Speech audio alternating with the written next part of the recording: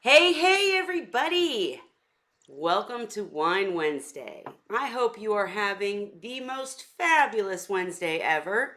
Hope you've got your glass and you're ready to chat because do we ever have a topic for you tonight? I hope your seahorses are doing fabulously along with your reef tanks. And I just want to mention that while we are going to chit chat about a topic, if you have any seahorse questions or any other questions or anything to share, please do so in the comments and we will absolutely see and get to it after we discuss. So anyhow, how y'all doing?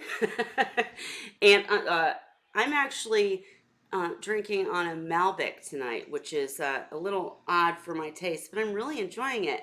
I have Dan with me already. Dan, are we sipping on some water or are we hitting the fun times? A little Irish mist tonight. A little Irish mist tonight.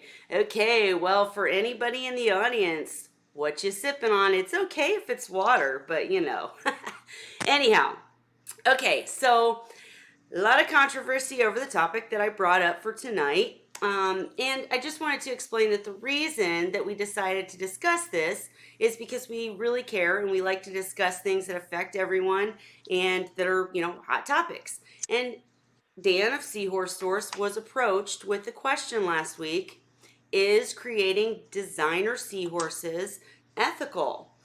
Because of his new miniature seahorses. So I have done my research, but I wanted to say welcome to Dan and first ask how you're doing, Dan. Mean and ornery. Mean and ornery. Okay, perfect. All right. Well, is there anything you want to, say right off the bat? Hey, Ray. Hey, Susan. Hey, everybody. No, I'm just glad I made it. I had a little bit of car problems trying to get home. Oh, no. Well, really quickly, is everything okay? Well, I got home, so we'll find out in the morning if I go to work or not. Oh, gotcha. Well, I bet work is crossing their fingers that you get there, and so am I. I hope everything's okay. Um, okay, so well, just to kick this off, because on my post, I want to definitely discuss the differences in selective breeding versus say hybridization versus say some of the other methods that are used. So just to like very you know over the top ask you just in a generic form, Dan, what is your original opinion about whether or not it's ethical to create designer seahorses? What did you respond to the person that asked you? Well, what happened was it was actually a very polite email, Of and course. it was from somebody who I've conversed with before.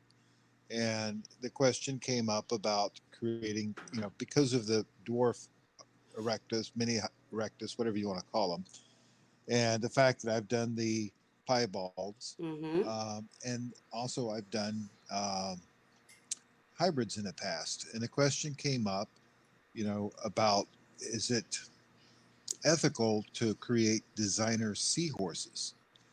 Now, the term designer seahorses was to me as an open thing, and I responded back very politely and um, explained that in reality, I'm really more of a purist than I am one who wants to create something funky.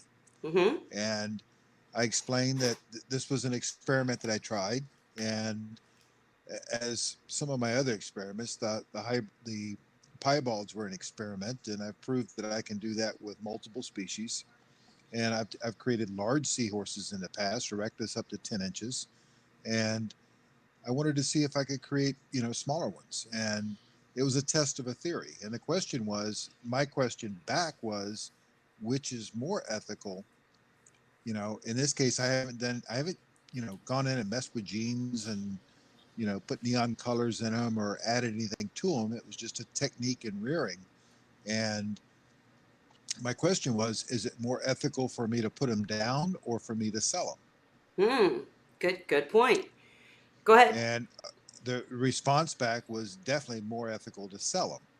And having explained all that to this person, and but the person brought up a great point in that when you say designer seahorses, what does that mean? And at what point in breeding is it going too far doing something? And I, you know, she said it's a topic that should be discussed, and I felt, the same. It's, where does one draw the line? What's acceptable? What is not acceptable? Um, And here we do we are. Go on, right? sorry. Do we have glow in the dark seahorses? Do we have seahorses Mhm. that climb out of the tank and dance on the damn light fixture, or Right. create something weird? That's not what most of us want to do. But I also look back at other animals that we've domesticated, and when you look at dogs, I mean, a poodle is a far cry different from the original timber wolf that dogs came from. Mm-hmm. And within dogs, there's new species were added this year. And how do we get new species? And why are dogs better than keeping a wolf at home? you Right. know so there's a lot of questions and a lot of things that goes through my mind, and what's acceptable, what is not acceptable as a breeder. Where are your ethics, and how far do you go, and what do you do, and you know what is acceptable, what is not. Absolutely. And that's what we want to discuss, guys. So get your opinions out there, ask some questions. But let's back up just a little bit before we get to our opinions because I did my research. No. But let's just discuss really quickly what the difference is, just the basic difference. So, Dan, in your opinion, what is selective breeding? Well, selective breeding is simply selecting the right specimens that you want to carry onward. Mm-hmm. um, So dumb some example, guys, is like you've got any kind of animal that's bigger, stronger, anything, and you've got maybe one that's average. You're going to pick the bigger, stronger, breed them to make bigger, stronger children, kind of thing. Go on, Dan. Sorry, had to give the no average point of view. no, you're fine. Right. But a breeder may select a certain specimen as a broodstock specimen because of the appearance that it might be, bigger, stronger, more colorful, or any number of other things. And I've long held the belief that you're not going to breed colors into seahorses or patterns or these type of things. A good seahorse comes in any color. Um, Truth. but I don't think you're going to, easily breed color or cirri or patterns into seahorses because it's part of their natural makeup and how they, their defense system, where, Sure. they need to blend in to hide from predators. Hmm. But I think some of the other traits are more breedable faster than those are, such as the length of the snout, or how big bodied they are, or what have you. And if you look at the erectus line itself, you can see some morphing from specimens that are taken from different areas. And at first glance, if you take a seahorse from the west coast of Florida to the east coast of Florida and compare them, they look very similar, but you do see some minor differences. And the same thing with the northern versus the southern. The northern have a shorter snout, they have a larger dorsal fin, they're more Hmm. compact and smaller bodied. Um, in rearing them, they reach sexual maturity almost a month ahead of the southern variety, and all of that seems to be, adaptation to the area they're in. Yep. And okay, well, really quickly, as you were talking, I was just wondering, because as we discuss this as a breeder, do the requests of society, of the public, of the industry, do they kind of push you more towards selective breeding? As Well, you I would. said, you can't breed color, you can't breed etc., cirri and etc. But is that something you've tried because of the fact that it's wanted so much? Um, well, I've done experiments in the past of taking certain color seahorses and trying to breed them to see if their offspring, do the same. And my experience is that, within 2 or 3 generations, the answer is no. Maybe, if you did a long enough, breeding scheme of multiple years, there might be something to it. But I still think that that's going to be more difficult than for breeding other characteristics. Sure. Um, and I do get requests from hobbyists all the time that want something different and unique. Mm-hmm. Um, and for a long time, I provided seahorses for public aquariums and researchers.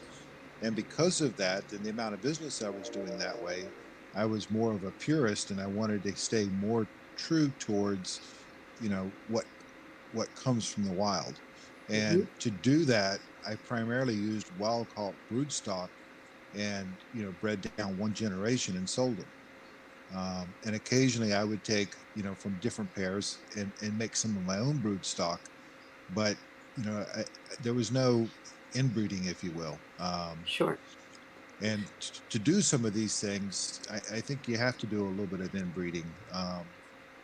I was just It's going to ask you, by the way, if anything borders on, too much information kind of thing, you can always say, let's move along. But can you discuss what the dangers are in what you're talking about in trying to selectively breed too far? Why people are well, afraid of it? well, sometimes when you inbreed too much, you can come up with some unforeseen problems. You see it with dogs with hip dysplasia. Um, and I'm not a expert in genes, if you will. Sure. And I never studied, that aspect of it because I never strayed too far from keeping them. Everything I've produced and sold, my target has been F1s, first generation from the pair that I'm breeding, and I've taken great pains to avoid doing any inbreeding. So I don't have a whole lot of experience in that regard. My understanding, though, is that many people have, bred down 3, 4, 5 generations without issues. At some point, issues will arise, and what those issues would be, I don't know. Sure. Okay, and let's see. Now, what is the difference between selective breeding and hybridization? Well, selective breeding is selecting certain specimens, and hybridization, at least in the seahorse world, most of us think it is breeding between two different species. Mm-hmm. And has there, okay, I don't want to go too far into the arguments against it. Has there been a lot of success in doing so? What, in hybrids? Breeding, yes, in breeding two species to make a hybrid species. Well, there's been some success.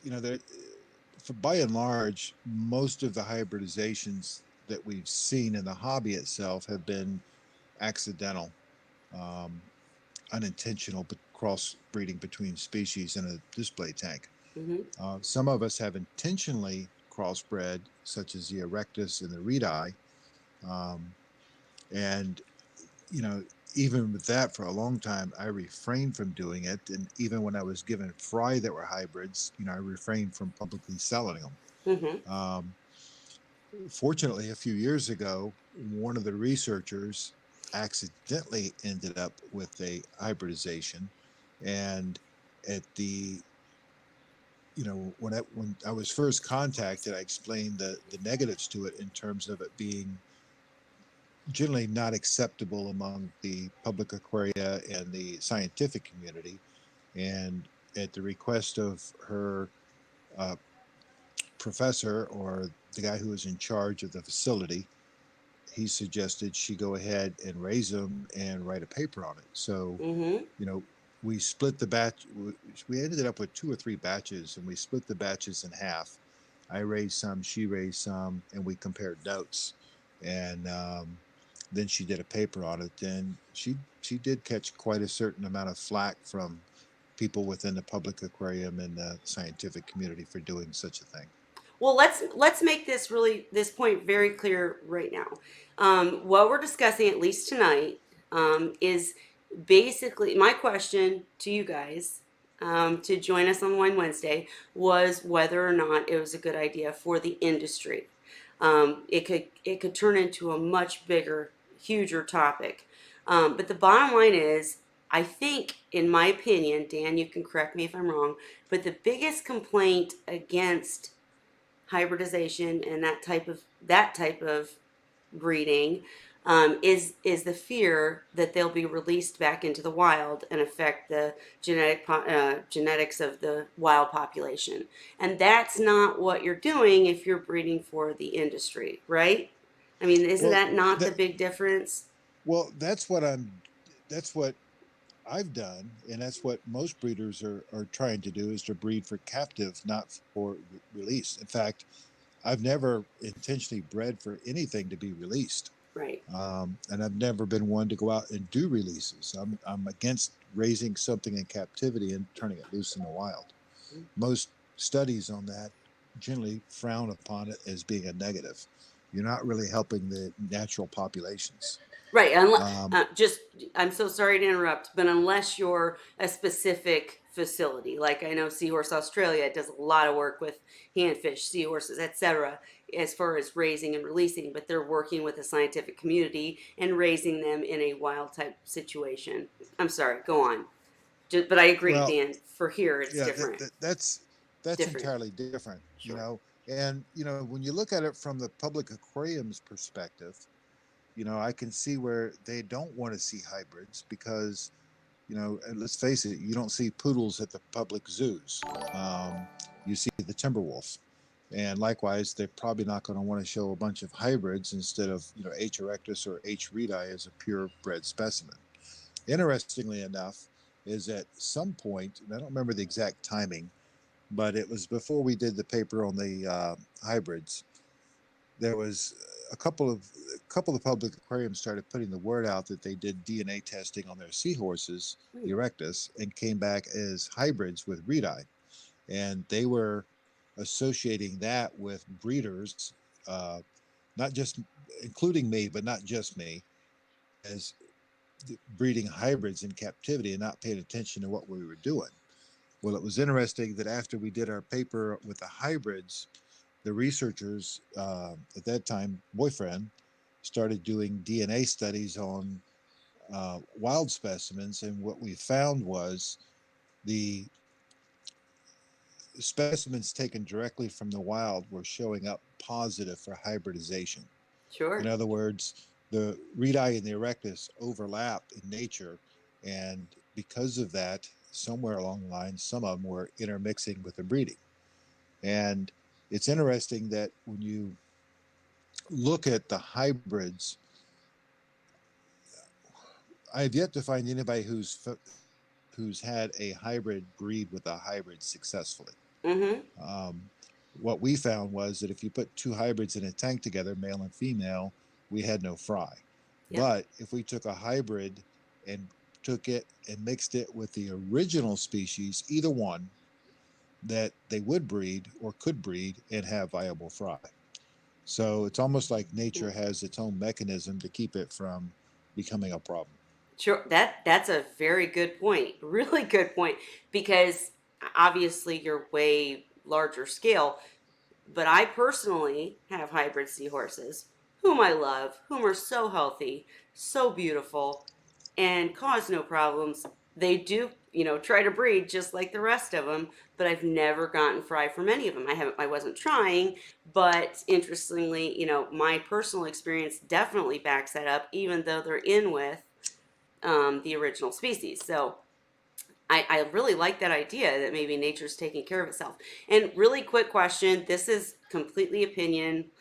So, but do you think that the reason that we're finding hybridization in the wild is due to, the problems with the ocean and the fact that seahorses are facing problems in the ocean, or do you think that they just don't care?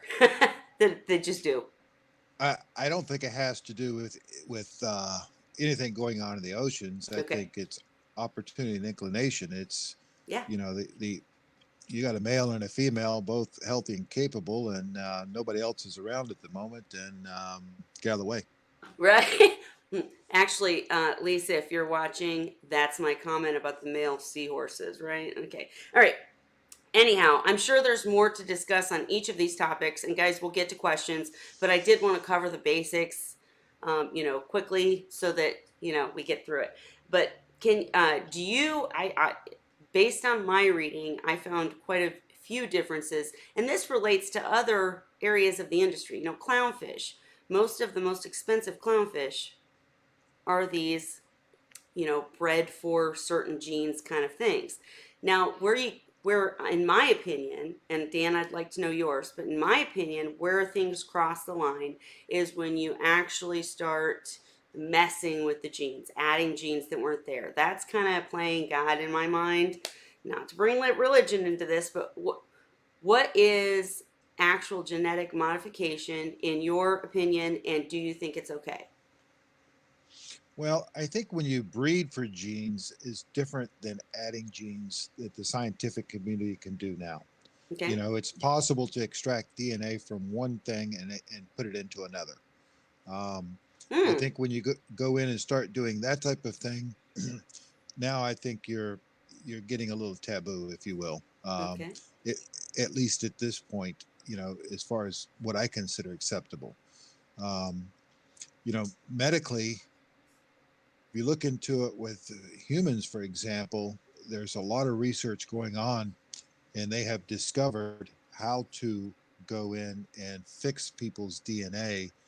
Um, and, you know, in theory, with what they've learned in the scientific community, you could essentially make somebody live forever. Now, that's in theory, that's not, you know, real application, but, you know, we're not too far off where you know the stem cell research was a big thing for a long time, but now they're able to take stem cells from a person and reapply them back to the person to cure certain diseases. And being able to monkey with the DNA, they can do the same thing. Mm-hmm. When it comes to the animals, if we start, you know, genetically modifying the animals in a lab, you know, with adding and subtracting different things from their genes, I think that is going a bit far.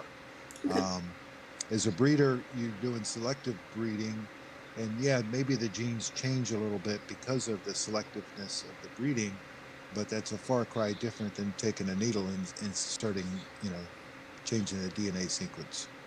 And as we all are not scientists, we don't know what the future holds. So, our opinions are valid today, but we'll see where all of this leads. I actually found a recent 2018 article where they were doing some experiments with, I think it was CUDA. And by the way, guys, I'm going to link every article that I read in preparation for this for you guys to read in case you're interested. But they're doing some of these things with seahorses for the better. And I just thought that I would bring up, that there's many opinions about this. It's very controversial. The whole point to this Wine Wednesday was to get your opinions, discuss this, but also to point out that what breeders are doing in the industry is not the same as actually modifying things, and what they're doing is not for release, and to discuss that further. But I would say consider coral, and that in the case where we're so concerned about the ocean and we're so concerned about what's going on with coral and the ocean and etc., many things that they're attempting to do is to try to strengthen the coral through selective breeding and other, injecting heat genes. I mean, all sorts of stuff in order to save them. It's not like a bad thing. I don't know. But, anyways, I don't want to go too deep, guys, and I'm going to check the comments in just a second. But, Dan, what else have I not asked? Were we pretty clear about? Go ahead. Yeah, but you know, with what you're talking about there, I have such mixed feelings on that because you know, to a large extent, I believe that nature does things on purpose, and I think that you know there's been periods in time where the oceans have heated up, they've cooled off, and you know we've been through ice ages and we've been through warm periods and everything else, and I question when man goes in to monkey with things, while everything looks good in the short term, you really got to look at the long term. And unfortunately, you know, too often they come up with what they think is an answer, only to find out later that it creates other problems. You know, the Army Corps of Mm-hmm. Engineers is a great example. Look at every harbor that they've created, And instead of letting nature take its course and create new entries, harbors Right. and or inlets, I should say, into to various places, we now have jetties and things like that, which in the beginning seemed like a great thing, but they find out years later that it causes specific beach erosion issues. Right. And Lake Okeechobee down here is a great example of the Army Corps of Engineers doing something to help people. Where the hurricane back in the 30s killed thousands of people because the tidal surge within Lake Okeechobee covered miles and miles of terrain that was 10 feet underwater and just drowned all kinds of people with no warning. So they built a dike, and they changed the flow pattern of what, all the water in Florida starts at the north and heads south and goes through the Everglades, which acts as a cleaning agent, or, a filter, if you will, Mm-hmm. a natural filtration that emptied into Florida Bay. Well, now all that water comes down to Lake Okeechobee, and they Mm. dump it on the east and the west coast, and they have massive fish kills because of all the fresh water being dumped into the saltwater area that's not, spread out like it is down in the southern part of Florida with the glades where it meets the salt water meets the fresh water.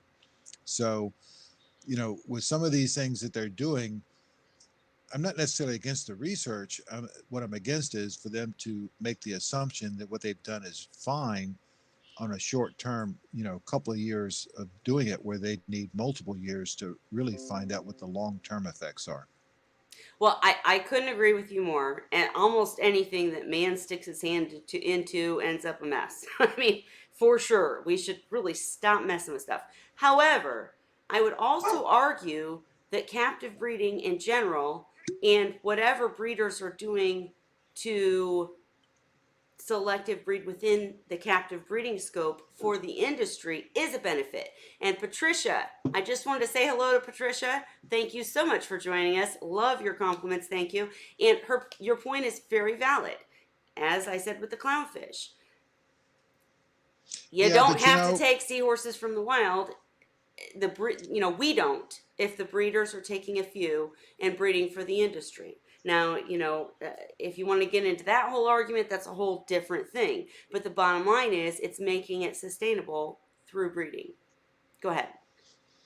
well, a great example of what I'm talking about is take a look at dogs. And, currently within the dog food industry, there's a huge debate going on between feeding dogs food that has grains in them, such as corn, soy, wheat, sorghum, um, rice, etc. They use those as fillers to make the dog food cheaper. Mm-hmm. And, what's called grain free dog food. And Okay. when you look at dogs versus the wolf, genetically, they're almost the same. There's three genes that have changed in domestic dogs that are different from the timber wolf that relates to their digestive system, but and their intestines have increased in length, which is an indication where they can absorb uh, or digest more foods different than just being a straight carnivore. Carnivores typically have a very short digestive tract. Whereas if you take something like a cow that eats primarily, grass and stuff, they have a very very long digestive tract. Mm-hmm. And at the same time, dogs still are, their preference is still being a carnivore versus eating other things. Okay. So with as long as dogs have been domesticated, they're still genetically very very similar to the wolf. Hmm. And we could have, with modern science, we could drastically change that, but it took thousands and thousands of years of breeding to get the dogs to where they are today. And I'm very hesitant to think that man knows enough at this point to just go in and genetically modify an animal and say that's good. We're finding out with some of the foods that we eat, things are advertised, Good for non-GMO. you, and then they're not. Right. You know, um, Yeah. they're finding out that some of these genetically modified foods are not so healthy. Sure. Sure. Your point's very valid. I'm just gonna again go back to the fact that, um, as far as for, and yes, speaking of dogs, I Yeah, I'm hear gonna see you. if I can do something. No, you're I'll be right fine. back. I'll be Okay, right back. no problems. Hey, guys in the audience, I want to hear what you guys think. Give your questions now. Give your, comments now. Let's talk about it because in my mind, I completely agree at this point until we learn more, because I'm not a scientist by far, but until we learn more, I'm kind of like lay off on the genetic modifications. But the whole point is that you're selectively bred, and we're going to ask Dan a little bit more about the piebalds and the miniature seahorses, but um, I'm back.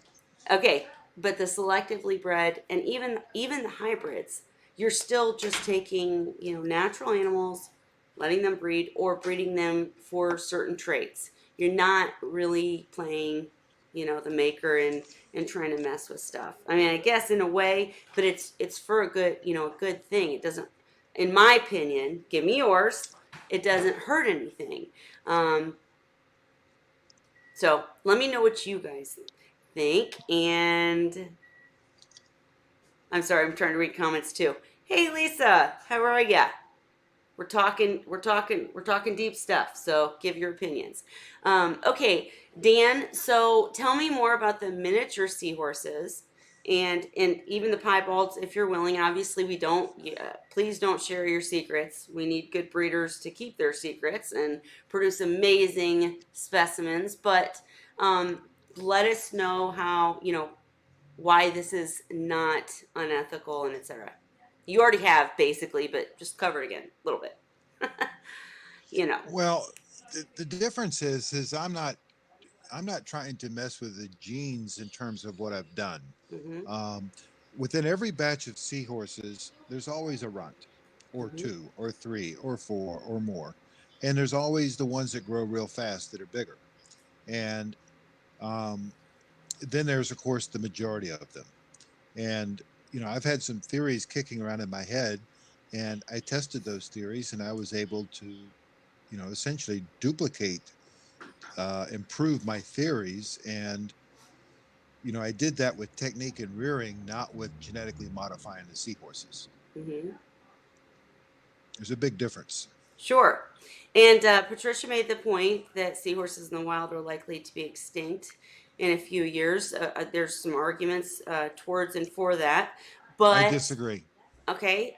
First, tell us why you disagree, and then also, I'd really like to cover in this conversation why and how captive breeding is making a difference in that. But go ahead, Dan. I'm sorry. Okay. Well, first of all, they don't know what the real numbers are with seahorses. We don't know what normal is, and their methods of supposedly coming up with accounts to me are too small and inaccurate. There are some areas where there's some seahorses, such as H. capensis in South Africa, that are only found in a very, very small geographic location. They are, in fact, endangered because their habitat is so small and Mm-hmm. there's problems within their habitat. On the other hand, if you take H. erectus that are found from, Nova Scotia all the way down to Brazil and well into the Mediterranean, nobody has an idea of what normal populations are at any given point at different places. And, you know, it, their methods of trying to count these guys to me are just not accurate. Now, just because a seahorse, a great example is some of the organizations in the UK that are trying to purport that seahorses are going to become extinct, and some of their methods of saying, for the first time we found a seahorse in this location. Well, you've only been looking in the last few years. Mm-hmm. Um, Studland Bay is a great example where for over 100 years that was a grassy area. I'm sorry, that was a sandy area that boats used to drop anchor. And grass happened to grow there in the last few years, and because the grass grew there, they found some seahorses, and the seahorses in the boats were doing just fine. But now they've outlawing the boats, and they're saying that they're going to endanger the seahorses when If they just left things alone, everybody would have been doing fine. Um, I just don't believe that they're getting accurate counts in the wild to tell us whether or not they're becoming what the norm is and whether we're below norm or above norm. And every collector that I've ever talked to that is a responsible collector, Hmm. um, and when I say responsible, collectors don't want to collect everything. They want to make sure their area is sustainable so they can continue their livelihood. Um, but they see populations go up and go down. They see the populations move, and the common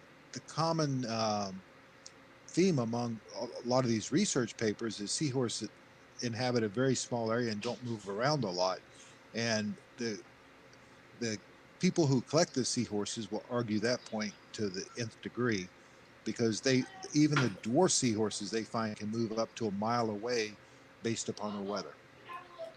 So the bottom line, in my opinion, is we need more information.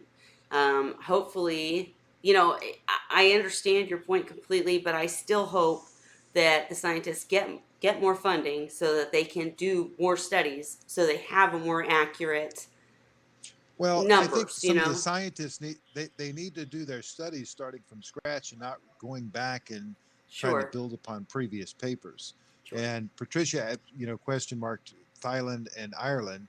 And I will say this: there are some areas where there's some serious collecting going on, especially from the Chinese community, where there's been overfishing, and that Hmm. is very dangerous, and that can lead to problems with you know making a certain area devoid of certain species. But most of the species they're collecting cover such a wide geographic area, they're not hitting everything, they're just depleting that area. Much like the commercial fishing does, whether it's scallops or whether it's going for, certain fish or what have you. But on the other hand, the flip side of that is the Chinese also have massive breeding programs that are in play that are making an effort at reducing those collection efforts. So, um, And I would mention also that as far as we were talking about earlier, the hybridization and et cetera, I will link some of the articles, Nancy's article and et cetera. And, you know, that is a market that could benefit and protect the wild seahorses if hybrids were bred for that market. Now, nobody likes to look at that. I don't even like to look at that. But the bottom line is it's there, it's not going to go away. So how can we fix it? Is kind of the way where I'm at. And well, I do go ahead, Dan. well, hybrids are an interesting thing because our experience with hybrids thus far has been that they are as durable or potentially more Mm-hmm. durable than a straight species.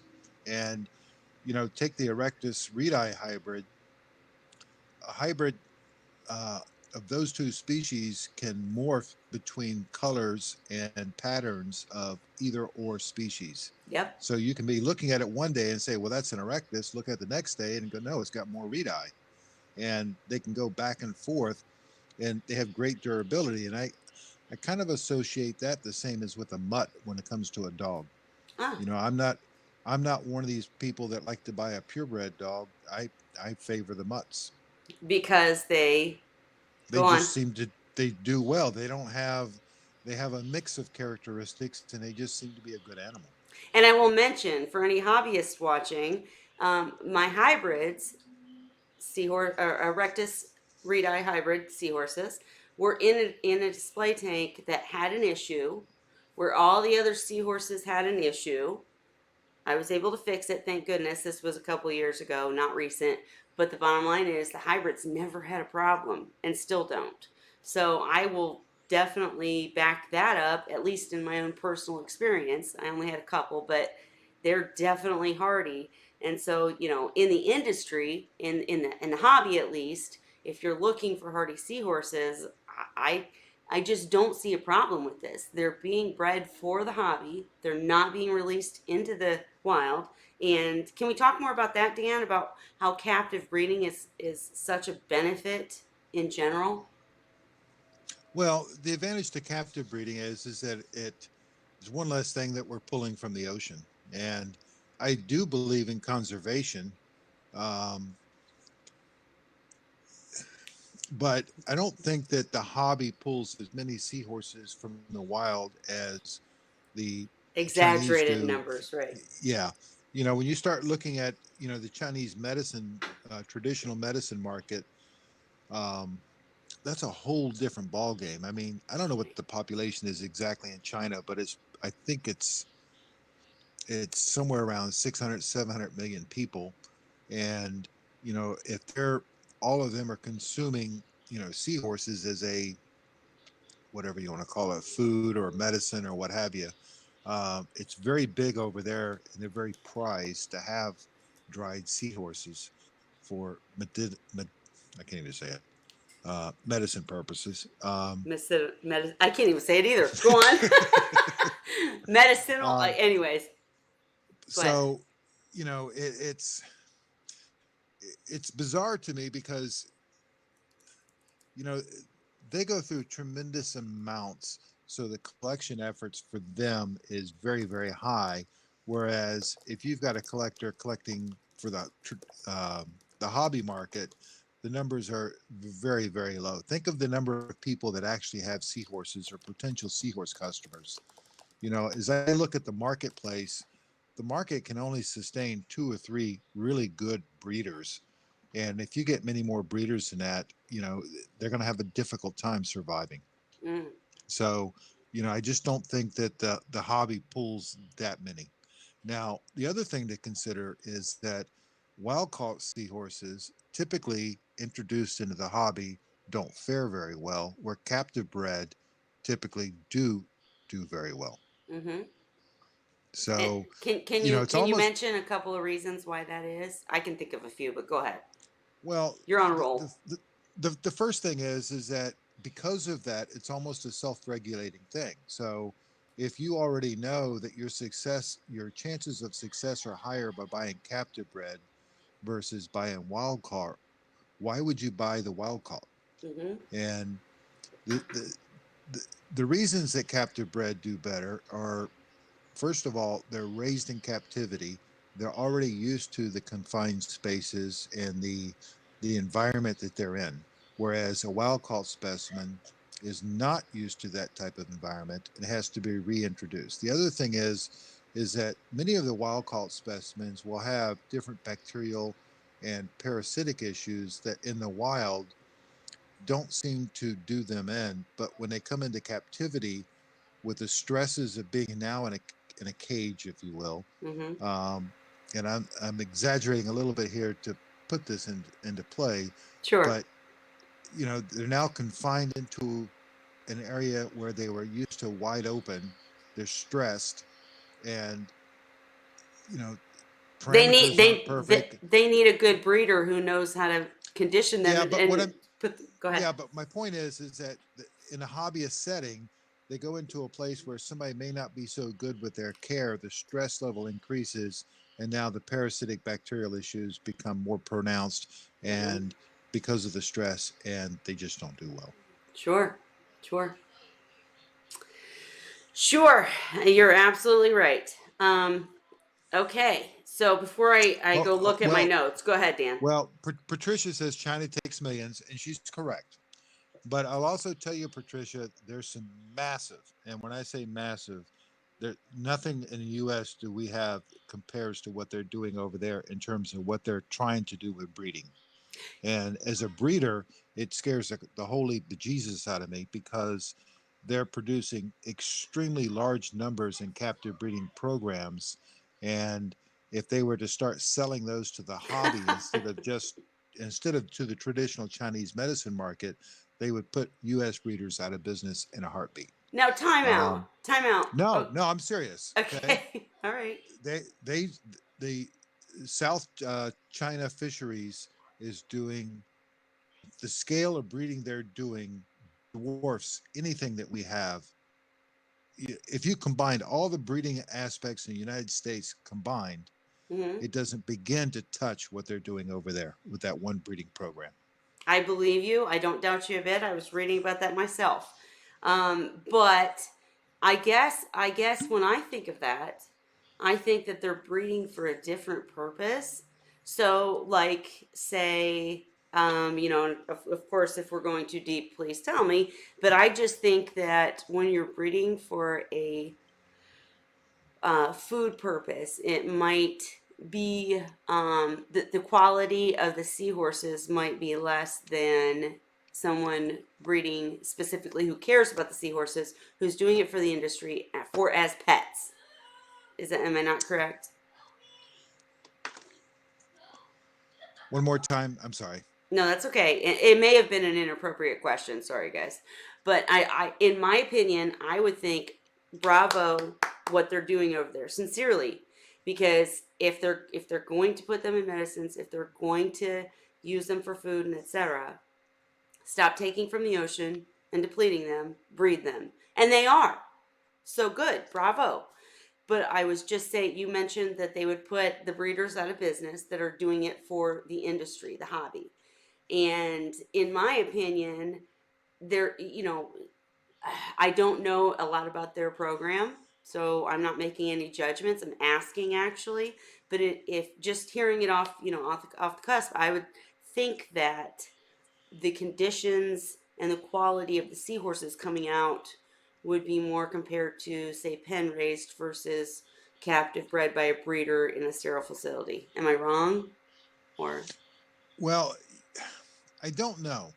And, you know, my problem is that I haven't been over there and I haven't looked at things firsthand.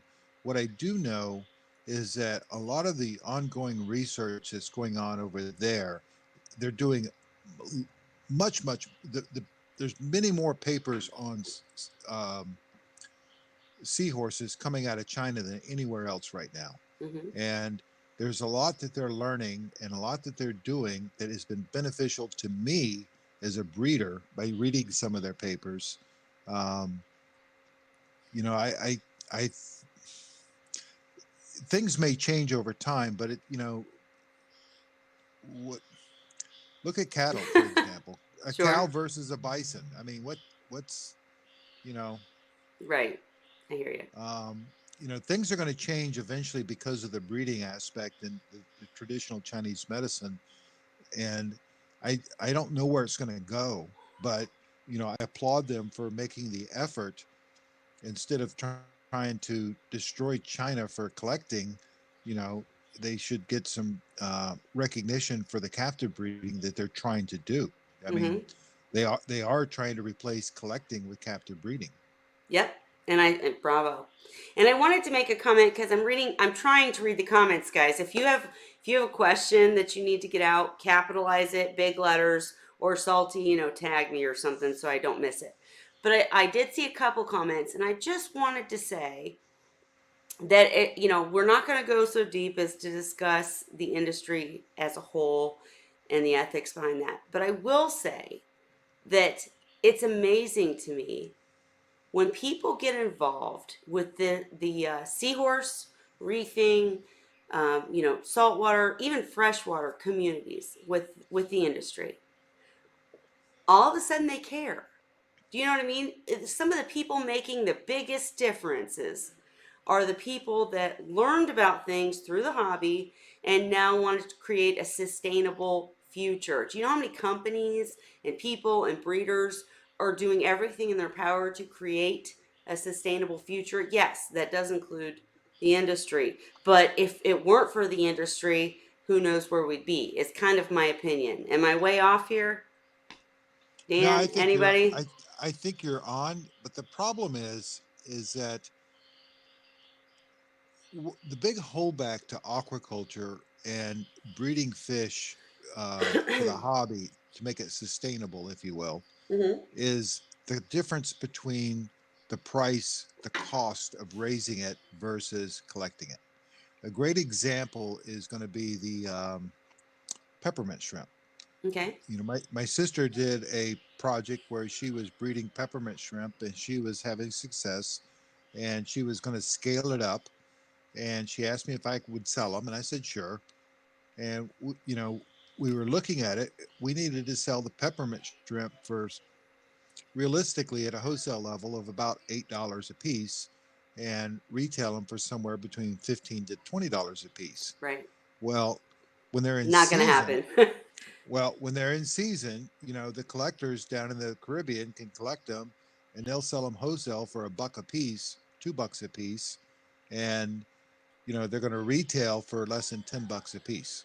Right, Now, at certain times of the year when they're off season, the price goes up, but nobody's going to buy them. None of the wholesalers are going to, when they can buy wild caught for a fraction of the price of aquacultured, they buy the wild caught. right. And that's where the big problem comes in. And particularly in countries like the United States, where we have so many regulations, where we have to do things and abide by certain rules, Mm-hmm. and our cost of labor is so high, Sure. we cannot compete with the wild caught market, especially when the wild caught market is in areas where the people that are being paid to collect are getting pennies on the dollar what we make in the United States. Well, Mike, my response to that, food for thought. And I do realize that that the people there doing the collecting, like I'm thinking of the poorer countries that are fishermen and etc.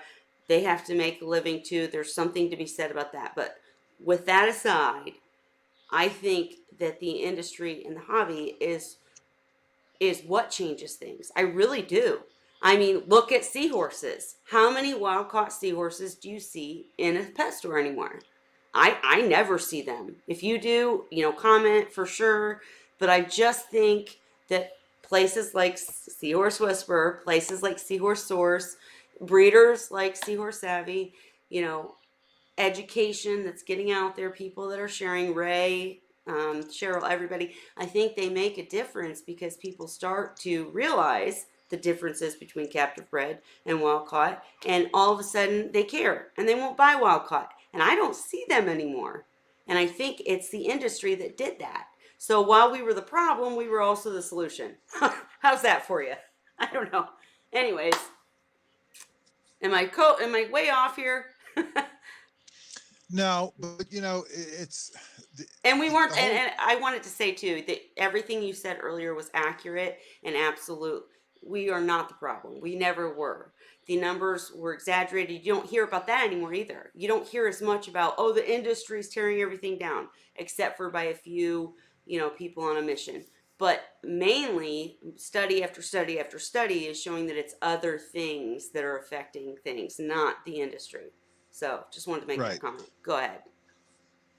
The the um it's interesting because the way society works and how complicated it becomes.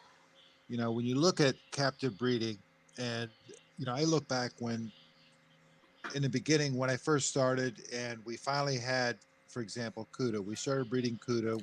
We were having success, and we started producing large amounts. And just as we got them ready for market, all of a sudden the market got flooded with the net pen Cudas.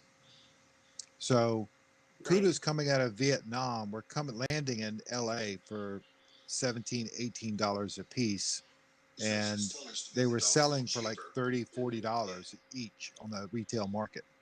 Whereas what we were having, our cost to sell them to even turn a profit without, this is family run business, no employees. Right. Um, we were looking at $15 a piece at the distributor level, somebody buying 100 at a time, Mm-hmm. and at the wholesale level to a retail store, $30 a piece, which means they needed to sell them for roughly $60, $70 on the market. Mm-hmm. Well, we lost our shirt because we couldn't keep up.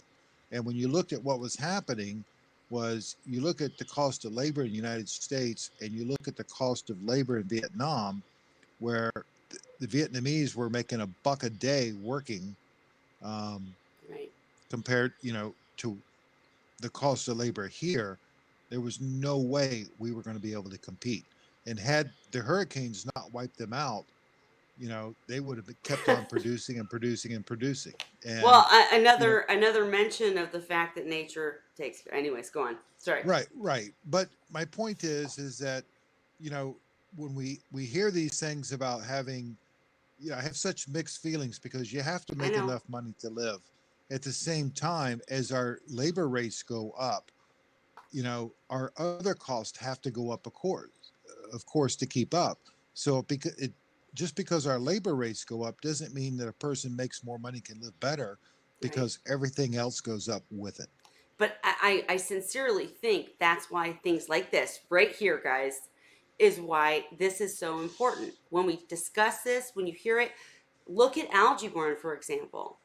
They sell clean macros. They would not, their business, okay, they would not continue to do so unless it was profitable. I know the Mandarin, when they first started breeding, captive breeding the Mandarin, it, had a slow takeoff.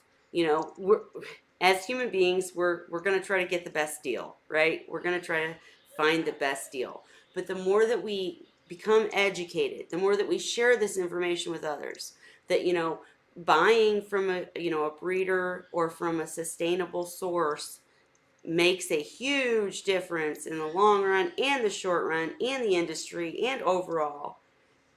I just think that people do care. I think, I know there's a lot of arguments that, people are going to take the best deal always, but I just don't really buy it anymore because I'm so sorry you lost your shirt in that situation. That sucks so badly. But I think that if things had been as they are today and information was so readily available, and, we talk all the time about how the forms were better and education was more clear and provided by certain people versus anybody and everybody, and I still agree with that. But I just think that today, now that things are shared so easily, that the word gets out better and more, and I just think it makes a difference. I think the seahorses are an example. I really do. But go ahead. And again, Well, I'm sorry you lost your shirt. But well, I'm not worried about me losing the shirt. Because of it, I learned a lot. Because right. once that happened, um, I ended up touring the state of Florida with. I would load up my minivan with boxes of seahorses, and I would go to fish store after fish store after fish store. And at the time, you got to remember, this is back around 2005, and wild caught were predominant on the market at that point. CITES had just gone into effect, and the the average seahorse sold in a fish store was wild caught. Mm-hmm. And I was going from store to store to store.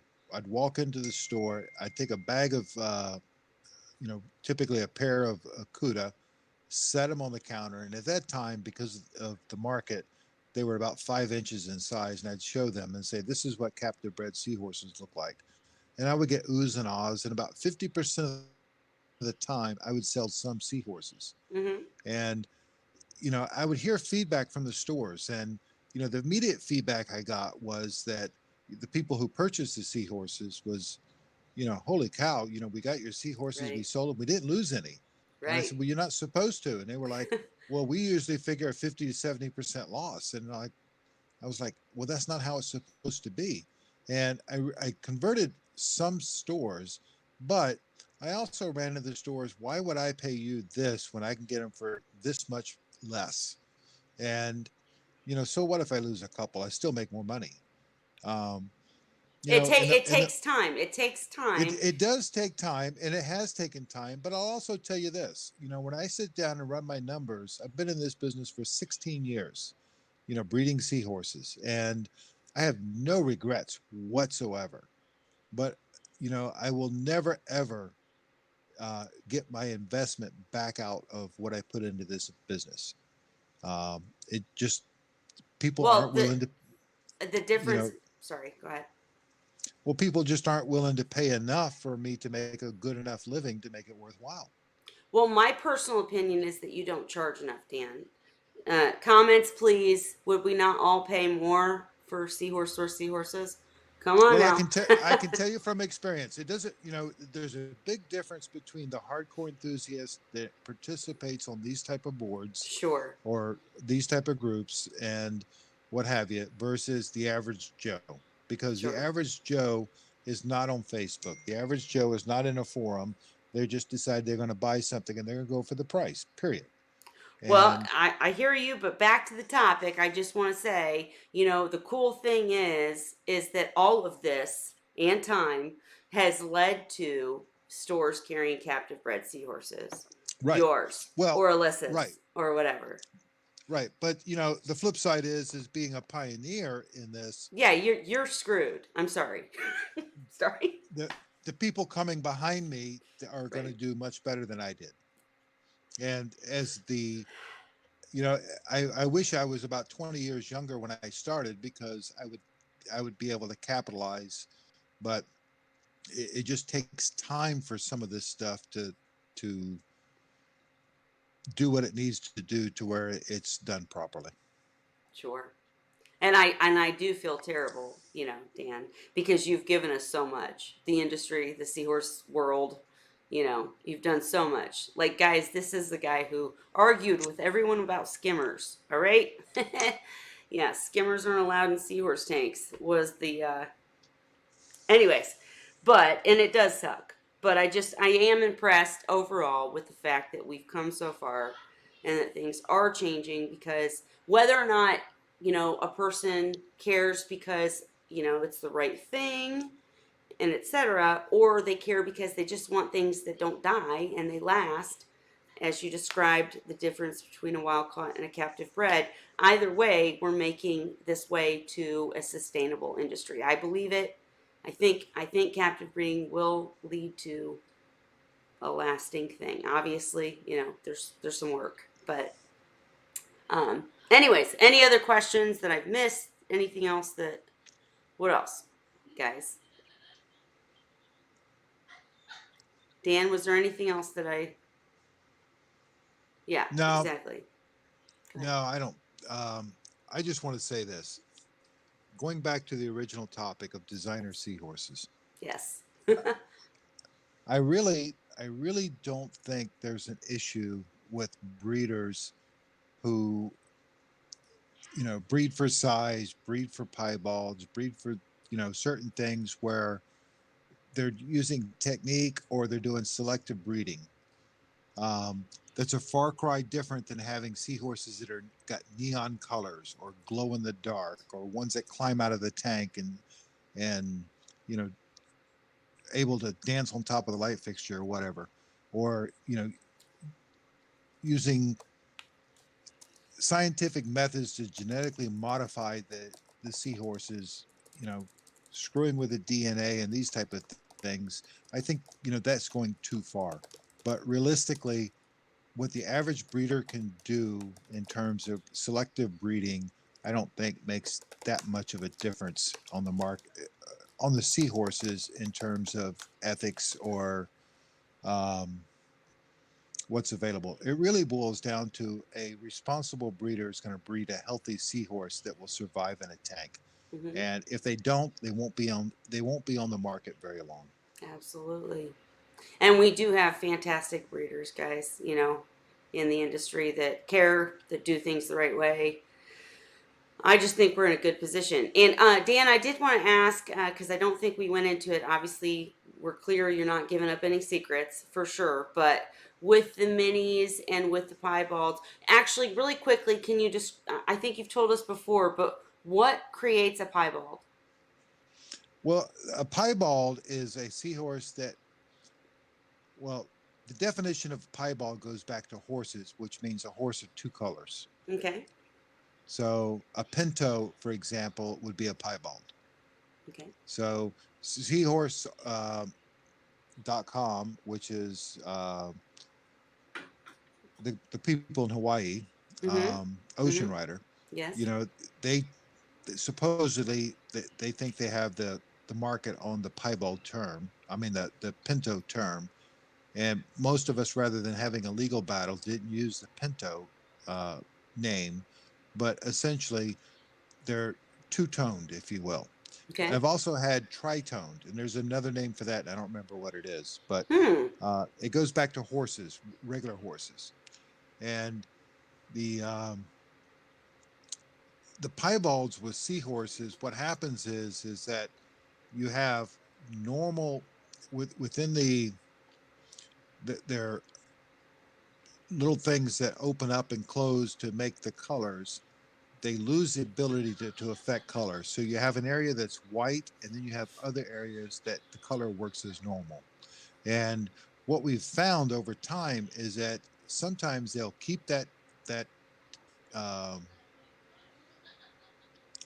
I call it a defect in the color, Okay. to where they maintain the white, and then the other parts that are normal colored, and sometimes it'll actually correct itself. Hmm. Um, we see that with people who buy a piebald and later on they become a normal colored seahorse, and we see other people that buy a piebald that stay that way forever. Sure. Well, can you tell me this? And if you can't, totally cool if you can't. But when we're talking piebald, is this taking a seahorse that you found that has that gene and breeding it with another? Or is No, it a secret? Okay, we're going to leave no, it no, there. But it's no. not It's genetic engineering. Or genetic modification. You're no. just I can do that with any species. Okay, there we go, people. So he's just a magician, but he doesn't mess with the stuff with the genes. So Ray, I'm so sorry. I did post the link and I think I sent it to you and Chris. I know Chris is super busy, but guys, if you have any other questions, if we haven't covered something, if you think the topic has another question, please let us know or jump into the hangout because I worked at 7 a.m. and I got to work again at 7 a.m. So Kelly's tired. But I'm still here for you guys, and it's Wine Wednesday. So bring y'all stuff and let us know what other questions you have or jump in if you want to share. Um, what else? What else have I missed? Anything else about this topic, Dan, or anything else you want to share? Yes, I do keep Um, putting it back to you. yeah. Now I think we've pretty much covered, you know, The my basics, thoughts. right? Yeah, my thoughts on it, and I really don't think that any of the breeders today are trying to create any strange mutations, if you will. Right. Typically, yeah, you're right. I didn't really ever answer the original question with at least my opinion. And my opinion is, are designer seahorses ethical in the hobby? Abso-freaking-lutely, based on what the excellent breeders that we have in the hobby are doing to create designer seahorses. They are captive breeding, number one, not trying to mess with wild caught, except for, well, we're not even going to go into that. They're doing it in their breeding facility. Um, they have been doing this for a long time. They're just basically selective breeding and using some of their secrets. You guys, come on, we can't ask them for that. That'd be silly. But the bottom line is they're not messing with, hurting anything. That we're not talking about seahorses that are being released into the wild, and you know, unfortunately, society likes unique. And the more and more time passes, the more and more people care about doing things the right way. And the whole point to this is telling you that these breeders are doing things the right way. They're not doing anything unethical. They're trying to do something good for the industry while also caring about doing things in the right way and not going overboard, stepping over those lines. Science is a different thing. We kind of touched on it, but that's my opinion. Give me yours. Let me know what you think. I'm okay with it. Anyhow, okay. I'm trying to look at all you guys' stuff. I saw Goodnight Ray. Goodnight, thank you. Hope you're okay. I want to hear next week how you're doing, Ray. Okay? And how that seahorse is. We never touch base again. Um, And anybody with the new miniature Erectus seahorses, please share your pictures not only in Seahorse Sources group, but share them on Seahorse Whisperer Society. I have an entire section where I want you to share your pictures and share your opinions and your experiences, topics you want covered for future weeks. Share them. Let me know. You can always message me, of course, but sharing them on the page lets everybody see and comment. So share away, and we care. So, all right. Now that I'm done rambling, Dan is. What else? I don't want to. I don't want to cut her off if anybody's got anything they need. I don't Are we know. good? I feel Yeah, like I've what missed an important thing. Go ahead, Dan. Sorry. I don't know what we've missed. There's always something important. Okay. Um, Well, I pointed out, most of the things we're doing with breeding is to advance the hobby, yes, but also keep us away from messing with the wild, in my opinion. And I think we're making great advancements and doing the right thing. And I personally appreciate the breeders. Guys, if nothing else, if you're in the industry and watching this, if you're in the hobby, we would be so screwed if it wasn't for these breeders who use all of their time, all of their energy. You heard Dan talk about it, all of their etc. experience to provide all this information from their trials and their testing and experiences to share with us so that we can have these captive bred seahorses. I'm telling you, I can't even imagine them doing anything unethical, and they're certainly not. So, but I you, value your opinion. Share it. Go ahead, Dan. when I first got the message when I was contacted last week on the term designer seahorses, whether it was Mm, ethical, my first reaction was an extremely negative one. And you know, the problem is that people have to remember that in the context of using text, emails, and what have you, yeah, that a short message with a certain verbiage, one can very easily take that text and sure. misconstrue it because there's no voice inflection. You can't read body language or anything else. And as I read through the email, I understood the gist of what this person was trying to say. And it really wasn't a negative. She wasn't trying to make me out to be a negative. She was really questioning what was going on and whether or not it should be considered okay or not okay. And it was a very legitimate question. Mm-hmm. And you Absolutely. know, when I think when the term designer seahorses comes to mind, I myself have a very negative uh, thought to that, as I think of it as doing something that's not natural.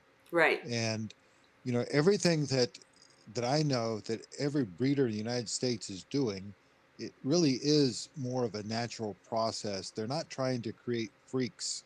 They're trying to do better with the breeding aspect to make stronger, uh, better seahorses for the Absolutely. captive, for the I say the captive market, for the people at Hobby. home, keep it domestic, um, domestication of seahorses. There you go. I agree completely. Good point. Thank you for making it. Yeah, guys, if you watch this later on and you have further questions, please post them in the comments, or share and post on Seahorse Sources group, or again on Seahorse Whisperer Society. We want your questions because we want to make sure everybody gets the point and gets it. There's always room for discussion, and different opinions are always welcome.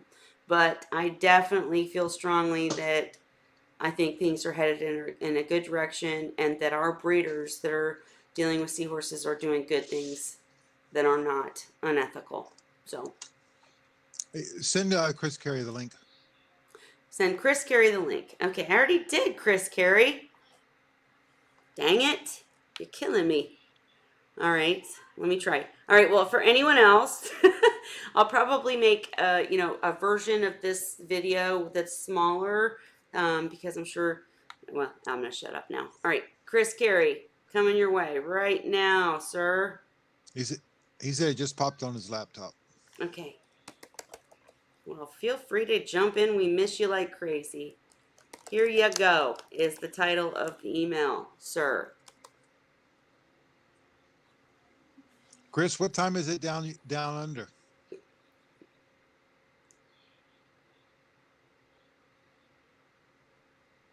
For those who don't know, Christopher Carey is down in Australia, um, and works for a breeder down there.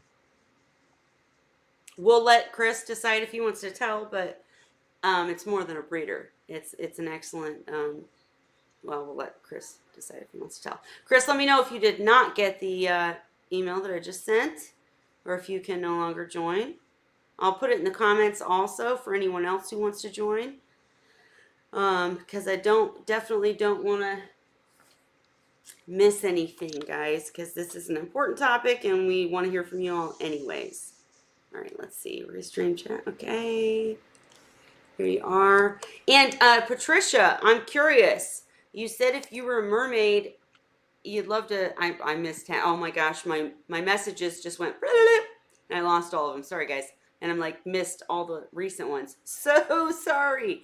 But I'm curious because the app that I'm developing for Seahorse Whisperer Society will allow you to possibly care for seahorses and possibly even be a mermaid. So let me know what kind of things you'd like to do with seahorses. Eh? All right. Patricia, she posted the link for Hangouts. If you want to click on that and join us and talk, you can. Sure. Okay, guys, for anybody who's new here, because I know Patricia, you are, Hangouts is a way to actually jump into the conversation. Just to give you a quick heads up, you have to have Hangouts typically downloaded on your phone or your computer. That's Google Hangouts. If anybody wants to post a link, if I try to look it up, it'll screw up the computer. But if you join the Hangout, and have the app on your phone or device, then you can jump in. Will be on camera, but you can mute your voice and mute your camera if you want.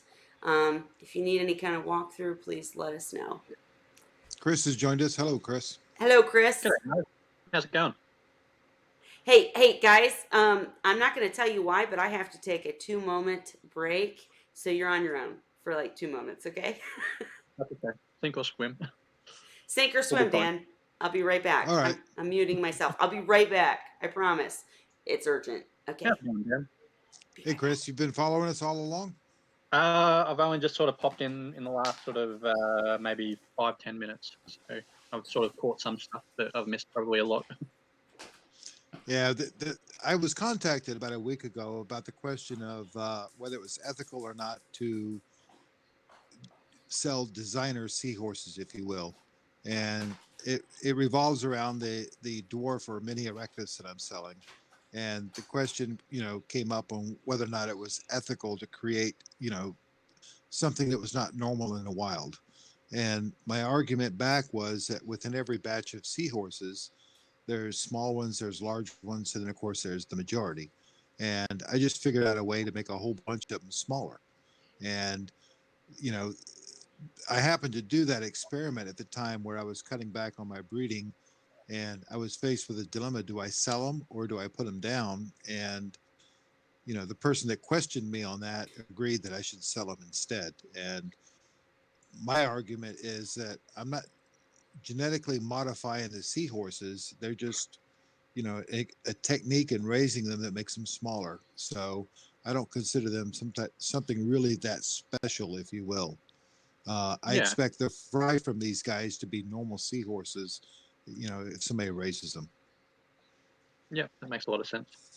And even if they are like a selectively bred miniature strain and genetically, you're not changing their genetics, you're just sort of limiting which genes they will have that makes that trait more dominant. So I don't think it's really unethical either way, as long as, like you said before, that they're happy, healthy seahorses that can be readily well looked after, and as long as there's not like a animal husbandry issue, I think it's perfectly ethical. Yep. So what's going on down there? So much. It's been a really, really hectic time. We're right in the middle of our peak tourism season, so got hundreds of visitors coming through the doors every day, and lots of big things happening. Yeah, giant wrestling act sometimes. So things are going well down there. Yeah, busy but good. Yeah, there's lots of things happening behind the scenes. Yeah, I'm back, but we hate it, Chris. You always come in and say lots of things happening behind the scenes and never share anything. What the heck? Just Yeah. kidding.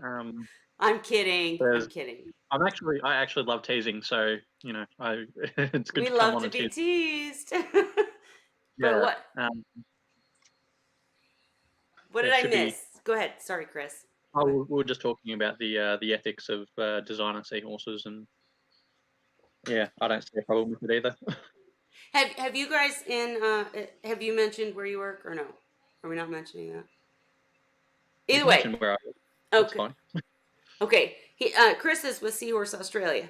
In that arena, have you ever worked on things like that, like breeding different species? We discussed at the beginning of this the difference between selective breeding, hybridization, and then like genetic modification, which is completely different. Yeah. So I'm actually working on two different designer strains of seahorses. Hmm.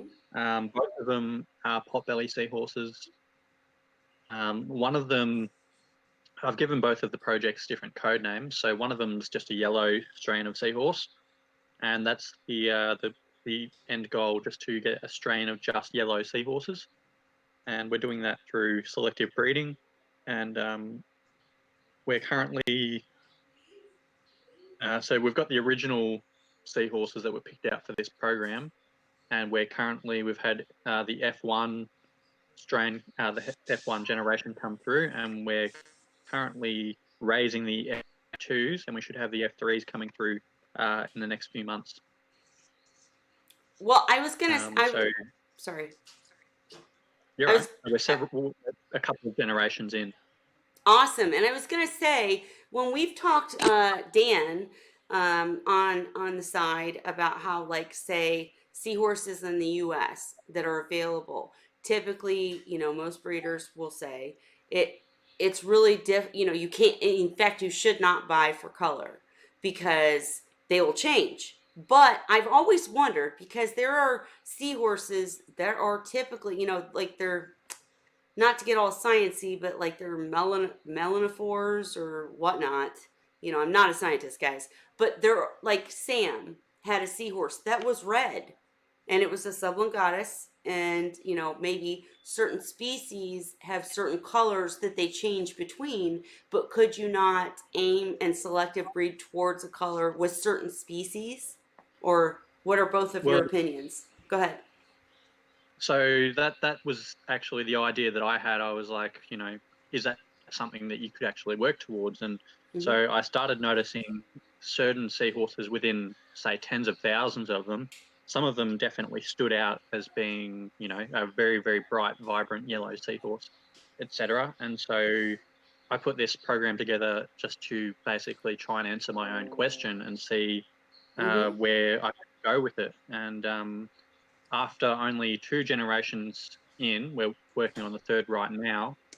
We've actually had some incredibly promising results, and I'm pretty sure I even showed you, Kelly, a while back, a short video You did. of all the different batches of fry, and there was one batch of fry in particular that just really stood out, like Hmm. apples and orange, or different colours and yellow in this case. And you have an entire batch of yellow fry, and that's a really promising sign. So we're noticing that a very good percentage of the fry from these batches are taking on their parents' traits, and this is all without any anything to trigger any stimulus to trigger that changing of colors. So it's not them changing their colors because we've put in a bunch of yellow Hmm. plants or decorations in with them. They've got the same uniform backgrounds and things to look at as any other strain of seahorse, but we're getting these ones to be bright yellow, even without that stimulus, just through selective breeding. So I'm seeing promising signs. It's still only early yet, but you know, after only 2 generations in the original batches that were picked based on these selective traits, we're already showing really, really promising signs. That's great. Hey, for anybody in the US, Yeah. don't beat up your breeders. Dan's going to respond right now. But I was just going to say, don't beat up your breeders because my personal opinion at this point, you have to remember that Chris in Seahorse in Australia, I'm sorry, in Australia, is not dealing with erectus. I really personally believe it depends on the species. And I think, my opinion, scientists, correct me if I'm wrong, but I think that certain species have the ability to be certain colors. I believe that with certain species you probably can achieve this, and with others maybe you can't. And before Dan responds, I want to say, Chris, my next question, in case I forget, is could you please create an abdominalis that was temperature resistant that I could put in a tank without a chiller? All right, Dan, go ahead and respond, and then Chris. Well, my first response is that based on my experience with trying to breed for color, is that I don't think you can do it in a couple of generations. I think it Mm, would take many, many, many, many generations to be able to do that, if it is indeed possible. Um, and and I don't want to discourage you, Chris, because I want you to keep trying and prove me wrong, because that's my own hypotheses. It doesn't mean that it's the fact. Um, Dan, have you ever been able to get a seahorse to turn red? yes, Really? Okay. yes. Okay. Um, but you know, it's interesting when we used to bring in reed eye, for example. We used to import when I first started this business. We used to import reed eye from either Sri Lanka or from Eliza down in Mexico, and they would come in black, and they would go from black to red to orange to yellow. And no matter what we put in our tanks, they turned yellow. Hmm. And it was funny because Eliza down in Mexico, who was a breeder of Indians and reed eye, he would tell me, he would try to sell me on color. The problem was is that I had to pay more for a certain color. And I told him, I said, look, it doesn't matter what I buy, they're going to turn yellow in my tanks. So we went back and forth for almost 2 years arguing this point. And finally, one time, he shipped me 100 orange reed eye and 100 red engines. Mm-hmm. And I received them, I put them in the tanks, and 2 weeks later, I sent him a picture of 200 yellow reed eye and engines. Well, wait a minute. Wait a minute. Time out. For the average watcher, who is just like me, who's not got the experience of you extensive breeders, yellow is the color that people desire. So if you can, if all these seahorses were turning yellow, why can't we sell yellow seahorses? Well, that's interesting because one of the online companies that used to sell seahorses in large amounts used to bring in reed eye from Sri Lanka, and he would order the blacks. They would come in. He would give them to me. I kept them for 2 weeks to turn them yellow. I would send them back to him, and he would sell them as yellows. So you're basically saying that seahorses from specific areas, maybe? No, I'm saying that it's very hard to control the coloration. Now, I'm hoping that Chris proves me wrong, and because that's a hypothesis that I have that I can't prove or disprove, but I I, I think it would take a lot of breeding to breed out the ability to change to other colors and make them predominantly one color. Okay, And could he not just have seahorses that turn yellow, like you're describing? sure, Okay. and but I don't know the answer. I don't know the true answer to the question. Um, but it's like, if you remember back a while back, Tammy was trying to breed seahorses that were all white. Mm-hmm. And, I don't know how many generations she went down, but she thought she could do it. And in the end, it was for multiple reasons, it didn't happen. Hmm. And, Well, and I've tried some of these things. Don't get me wrong. I've tried some of these things, and my personal experience after 16 years is that you're not going to breed color into a seahorse in a matter of a few generations. Now, if we were talking, 100 generations of selective breeding, maybe, but I think that the natural defense of a seahorse is to change color to blend in, Mm-hmm. I think that's harder to breed a specific color than it is to breed other specific traits. Sure. Well, I'm gonna say for my opinion, for any hobbyists watching, that I completely agree with Dan's opinion, but I'm saying Team Chris. Make Right. it Well, happen. I'm hoping that Chris is correct, and I really hope that he's successful. And Chris, my hat's off to you, and I think you should continue with it and prove my hypotheses wrong. Let's start a hashtag, y'all. Okay, anyways. Chris, you're a Hmm. couple generations in. I'm gonna stop talking and let you talk, but I do want to know if you've messed with any of Dominalis. Go on. Yeah, so what Dan said is pretty much bang on with my experiences as well. So most seahorses, will just generally change color based on the external stimulus around them. So like Dan's tanks seem to make the seahorses turn yellow, which is you know, he's obviously displayed that that's something that he can fairly reliably make happen. And I find the exact same thing in some of our displays. No matter what I try, um, the seahorses will always be a certain colour because of the rocky backgrounds or the different colours around them, the different stimuluses. I've been playing around with how to make certain seahorse species certain colours. Now, a couple of our WA seahorses, Sabilongatus and Angustus, can very reliably change colour um, given the right stimuluses. So some of ours can actually change colour in a matter of minutes, Mm-hmm. and they can pretty much do it right in front of your eyes. Others, sorry, can take a few hours to change colour to match that of their environment.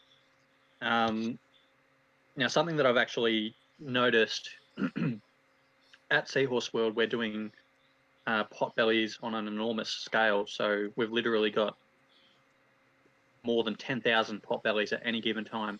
And so, because there's such a large, I guess, selective group that you can pick from, even with all of the seahorses in, say we've got several thousand in a massive, massive tank, um, we've got several different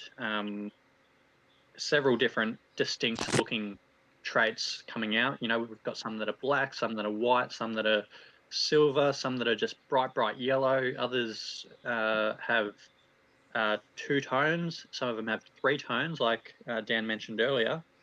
And so you find that there's this really, really enormous diversity in all the different traits that they're showing, even though all of them are in the exact same tank and they have the exact same stimulus surrounding them. Mm-hmm. The potbellies, for whatever reason, seem to, I don't know whether it's because of their genetic diversity or because it's just something specific to the potbellies or whatever, but I noticed that they seem to, I guess, be less inclined to change colour. Now, I've had bright yellow seahorses that I've pulled out of the main tank to put aside for a selective breeding program, and then I've had them turn like pale or turn pure white within a day. And then it's like, okay, well, that one's not going to be a good selective breeding uh, program seahorse for that program. But um, it's been through a lot of trial and error that I've been able to pick out our best yellow seahorses to use for that purpose. And Well, we're on your team. Go on. Sorry. like, yeah, like I didn't think it was possible, and I got told at work um, by some people who've been there a lot longer than me that it wasn't possible. So I've been doing this as a bit of an experiment, I guess, to see whether it is possible, You just to know find out what? the answer for Those are myself. this is how things advance. You know, if everybody just said, "Okay, that's not possible. I'm not going to try," we'd never get anywhere. So please keep trying and do everything. You know, Go on. there's a lot of questions that we have that and experiments that we do that lead to the same conclusion, only to find that somebody finds a certain variable that alters that conclusion.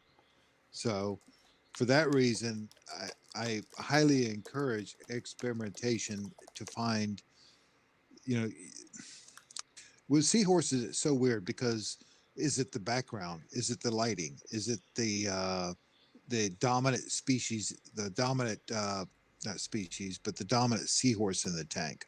You know, I've had seahorses where I put one particular seahorse in the tank and it changes the color of everybody. Mm-hmm. Um, I know that from my experience with at least with the rectus, if I do a blue background, that's going to encourage yellow. I know if I do a red background, it's going to turn them black.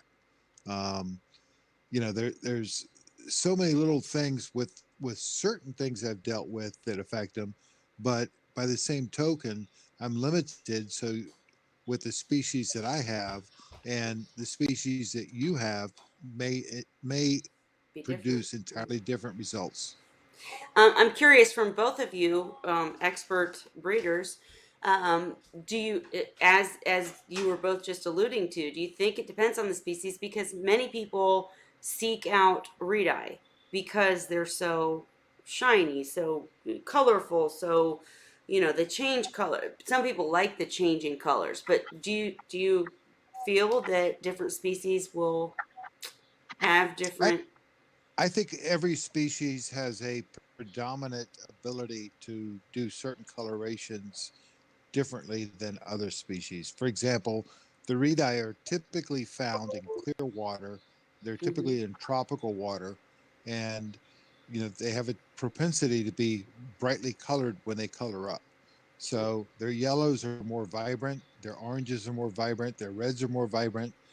But erectus, on the other hand, are found, you know, much of the area that they cover is the water is not as clear, it's much more murkier, and they have a tendency to be more neutral in tones. So I think that affects the potential for coloration.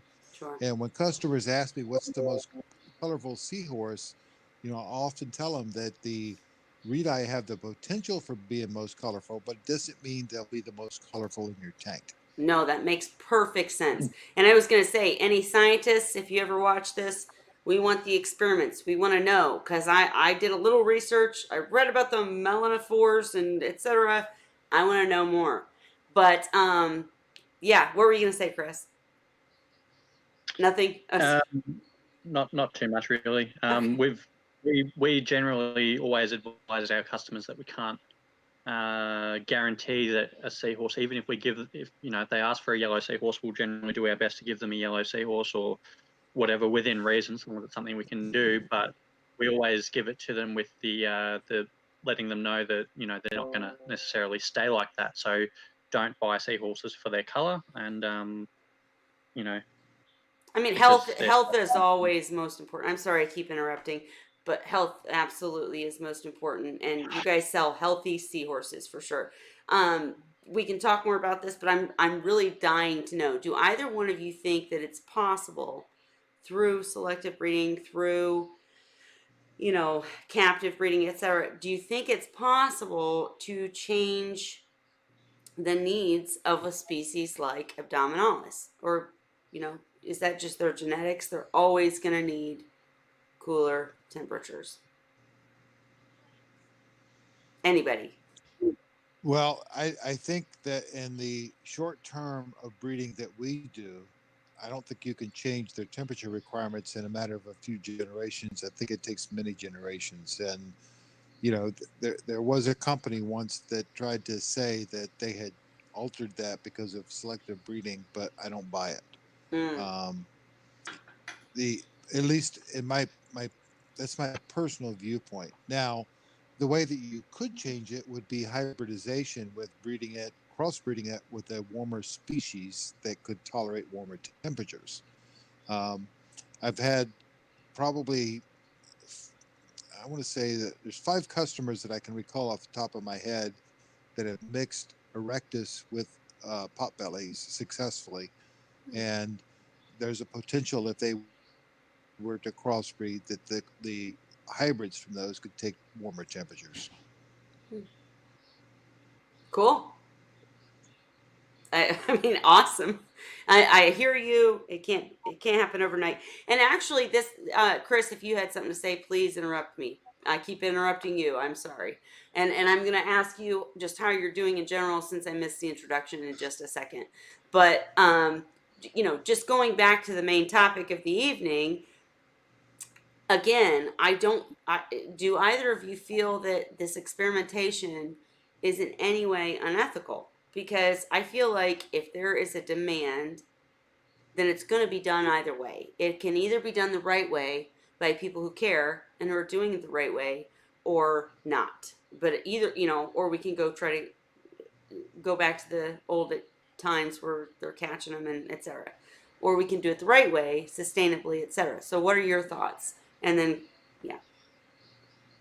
I think it's very ethical and I guess sustainable, because as long as it's been done in captive bred facilities, and as long as they're always, I guess, as long as you're upfront about what they are. Um, so even if you were able to create a selectively bred line of seahorses that were somehow different or were somehow easily, readily identifiable from the wild type, I guess, that you would find in amongst all the seahorses, with all the natural sort of traits, you can create something that's different and distinct from those that you can just readily tell at a glance what they are.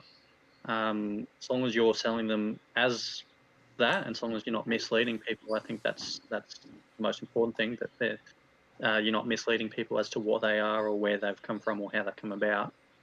Um, uh, I don't. It's not really any different from what I'm already doing at Seahorse World anyway. So I'm already, keeping and breeding a ridiculous amount of seahorses on an ongoing basis, and these are just a few different tanks that I'm trying something different in, and sort of doing this ongoing experiment, which has actually been going on for a little bit over 2.5 years now. Awesome. So it's a very long-term project, and you know, the average turnaround with these seahorses, by the time you actually grow them up and you're able to go from generation to generation, it's usually a bit over. It's probably about a bit over 12-month turnaround, and so it's going to be, it's going to take more than a decade from beginning to end, even if you do eventually have a success. It's not something that's going to happen, like in the blink of an eye over, 5 or even less years. It's going to be a very long-term thing. Well, if anybody can do it, you can. But Dan, did you have any response or? No, I encourage Chris to carry out his own experiments and to do Yeah. them without prejudice with anything that I've done or said, and find out his own results. Mm-hmm. Chris, I did miss the very beginning of you coming in. I had to take a quick break. Sorry, but did you anything new, or did you have any particular thoughts on the ethical part of this? I actually people were worried when I posted this, but the whole point was to show my personal opinion that what you got, what breeders and what facilities are doing is extremely ethical in so many ways. We've tried to cover it extensively in this conversation, but did you have anything that you said or thought, or we didn't give you a chance to say? Go ahead. Well, my general thoughts on it, I would approach it from several angles. So, I guess designer breeds without even identifying seahorses. Um, I usually think about two different ways. So I think about dogs first. So in selectively bred dogs, you actually find a lot of, I guess, desirable traits, which are actually deformities, like really, really short snouts, and other desirable traits that people find in their dogs. So you get different strains like pugs and some types of bulldogs and that, which actually end up having respiratory problems and problems breathing, and it leads to all sorts of health issues. Right. So I think if you are tackling it from that sort of an angle to, I guess,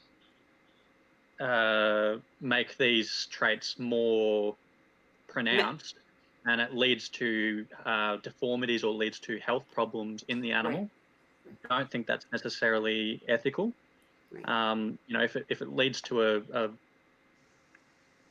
a poorer health in the animal or a less rich life for the animal, then I don't think it's necessarily ethical. One example that I would probably point out are there are several strains of fish within the aquarium hobby that I don't necessarily personally believe are that ethical. And you kind of look at the fish and you kind of almost feel sorry for them. Um, Two examples I would give some of the I don't exactly know what they're called, but the type of goldfish with the big googly eyes. They Parrotfish don't or the fancy goldfish? Which one? fancy goldfish. Okay. The big googly eyes. It looks like a very painful existence. I just sort of feel so sorry for them. And another one I would probably point out is the balloon rams. They've got a life where they're just Mm. swollen up like a big balloon, and it just looks like a very painful existence. And it's not something that I think any breeder should sort of strive for. But that's just my personal beliefs. So if anyone doesn't agree with that, you're more than welcome to your own beliefs. Right. But I think as long as you're striving for healthy animals, um, and you're picking something like a color, or you might try like I'll choose another trait that people breed for is their fins.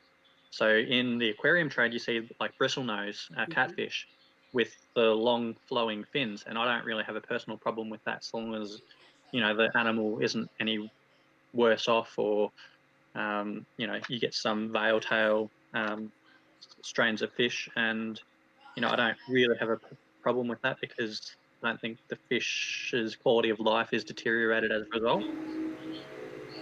So kind of like, the experienced breeders, not everyday hobbyists, but sometimes everyday hobbyists, but people Yeah, trying to create something by not messing with genes, but just by breeding good traits is not a problem. If you figure out that it's hindering the life of the animal, that makes it kind of different. Maybe we should stop that. But when it's not, when it's just creating stronger or healthier or prettier animals that are the same basically, but prettier, healthier, etc. There's nothing unethical, right? Or go on. Sorry. yeah, that's basically it. So some examples that I would use are bristlenose catfish, because they're a really good one that's been selectively bred to get a bunch of different color morphs and variable lengths of fins and whatnot. Another type is the albino strain. So that's a really good example. It's not something Mm. that we really see too much in the seahorses. And if anyone's got any photos of an albino seahorse, I'd love to see it. But Hear that, um, guys? Albino seahorse, albino, whatever. whatever. Post your pictures. Go on. Sorry. Go on.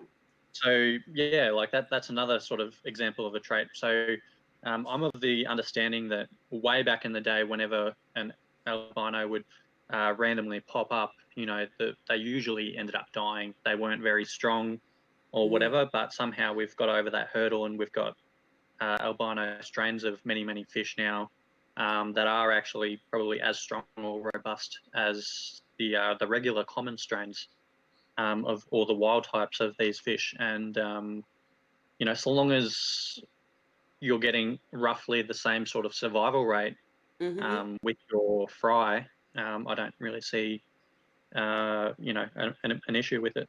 I'm going to interrupt again. Oh my gosh, you guys. I'm sorry. I'm all about ethics. I'm all about doing the right thing. Survive everything he said. Amen. But albino seahorses? Come on. All right, go on. Sorry. Oh, he's I guzzling. have I have never seen an albino seahorse with all my breeding. I don't And care. I want to see it. Go on, Chris. Sorry. no, so when I very first started at Seahorse World, because I've been in the freshwater aquarium hobby for a long time, Mm. that was one of my first questions. I'm like, have you ever had an albino seahorse pop up? And none of the staff could recall a time when they've seen one. And I've been keeping an eye open for the last nearly 3 years now, and I haven't come across one. And if I did, I would try and create a selective breeding program with that seahorse if I could successfully raise it. But I'm basically, left wondering maybe why a an albino seahorse hasn't cropped up yet. Hmm. I mean, on the sort of scale that we're breeding them, I would suspect that one would crop up once every now and then. But we actually have other issues pop up with seahorses more often. Like, I think in the last 8 years, we've had 4 different Siamese seahorses, like two-headed Oh, seahorses. right. Too bad Lucy's not here. Go on. Sorry. Yeah, so statistically, we've had more two-headed seahorses crop up than we have had albinos. So, really quickly, because boy, I certainly didn't mean to wish a true defect that was bad on a seahorse. See, this is where it gets confusing. As a hobbyist, average hobbyist that's not a scientist, but it is albino. Is that a defect or is it just a trait that's rare? It can be both. Oh, So, shoot.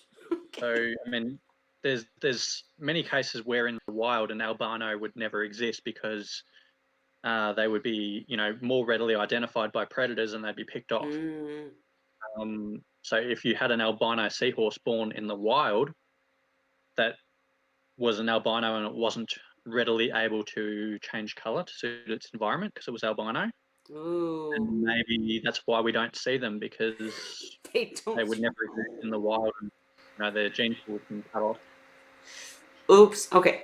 Yikes. Well, if they do happen, I hope they happen in your facility so you can breed them for the hobby. See, I mean, but seriously, guys, this is what I mean. This is the difference. I wouldn't ever wish that on a wild caught seahorse or on a wild seahorse that would suffer for it. I would not wish it on a bred seahorse that would suffer for it. But in the industry, these breeders are just doing cool things for the industry. You get my point? I mean, does that make sense? Am I Yeah, going the wrong again, way? Okay. seahorses done in the aquarium trade for the aquarium trade. They're not Right. designed for release back into the wild ever. Mm-hmm. We never release our seahorses back into the wild, and that's not what they're bred or raised for. So, so long as it's only within the aquarium trade, then if you don't like them, you don't have to buy them. But that's Sure. uh, You're not hurting our aim with anything. designer seahorses is to provide just something different for the aquarium trade. Right. And Dan, I'm not trying to leave you out here. One more question for Chris, and then whatever you guys want. But Chris, because I know because I spoke with other people at Seahorse World and Seahorse Australia. You guys do a lot of work with um, release situations of different animals. I'm not, or different fish. I'm not necessarily saying seahorses, but you work with the science community and the hobby. So you're saying basically that these are kept completely separate. They're separate things, right? Yeah, yes. So Okay. legally, we're not actually allowed to release anything back into the wild. There was a case, or has been a case recently, where we've actually bred and raised different types of handfish that were given to us by scientists, and we're just working on the captive breeding of those Which is for amazing. help them to not become extinct, basically. But there's been an exemption given to that, so we can give them back to the scientists who can release them back to the wild, to their natural environment. But that's the exception rather than the rule. Hmm. Gotcha. So otherwise, we don't release our, display fish, our seahorses that we breed and raise, anything else back into the wild. And either one of you, I think we discussed this a little bit earlier, but just in case anybody's curious, um, the basic idea is that you don't want to mess with the genetics of the wild seahorses. Does anybody, if it's a topic you don't want to talk about, brush past it. But do you guys want to explain that a bit further, or like what is it? Why are people afraid of releasing captive bred seahorses or coral or other fish or plants into the wild? So it's an ethical dilemma. If you release whether it's a seahorse or a fish or anything back into the wild that's been in captivity, there's a chance that it may have some sort of a disease or something that it may be able to, if you were to release it back into the wild, transmit to wild populations. Mm. And so if I were to take some of our seahorses and release them into the wild, and there's a chance that they might have some sort of a disease or something that they might have an immunity to or something, but the wild seahorses may not, and they might transmit this disease or whatever and wipe out the natural wild populations. Makes That's the sense. theory. That's a theory, never, hopefully never been proven. And also, just the fact that any seahorses that are captive bred, again, guys, for the industry. They're trained on frozen foods. They wouldn't know how to feed. That's what makes them good for the industry and not for the wild. It's a separate situation. That's kind of my whole point, but I don't know if I'm making it. Hopefully, let me know. Dan, I hear you shuffling around. What do you want to say? Well, when it comes to releasing animals into the wild from captive bred situations, I would say if you were to set up a facility on the same waters as what you're going to release in, you had a flow through system, and you did the breeding with the flow through system and released them back into the same waters, you're probably going to have a higher incidence of success than a true recirculating system or a flow through system on different waters. Um, there's been there's a lot of studies out there and a lot of research that and a lot of experimentation has shown that sometimes that when we breed in captivity and release them in the wild, it just doesn't work. And there can be a variety of reasons, but Chris's explanation, I think, is a very good one. And, it's very possible to have not just a seahorse, but an animal bred in captivity released in the wild that has a negative impact on the animals in the wild. Sure, I've read many articles too about just basically the genes. Like if you breed down a few generations, they're not F1 or B, above whatever. But I guess that's, I want comments even if you watch this afterwards, but that's my whole thought process is that what breeders do, what these facilities are doing is separating.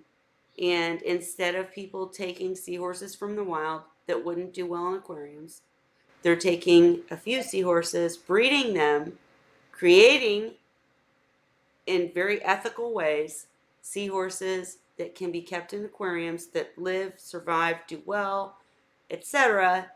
And it's not for back into the wild. I mean, it's separate. So that's why I personally think that it's completely ethical. And any other thoughts, guys? So I don't ramble. Chris? Yeah, well, like you just said, like we're not even really taking our seahorses from the wild. We're just taking the ones that we're already captive breeding, and we're just in a more focused breeding program to try and, I guess, exemplify some of their traits. Absolutely.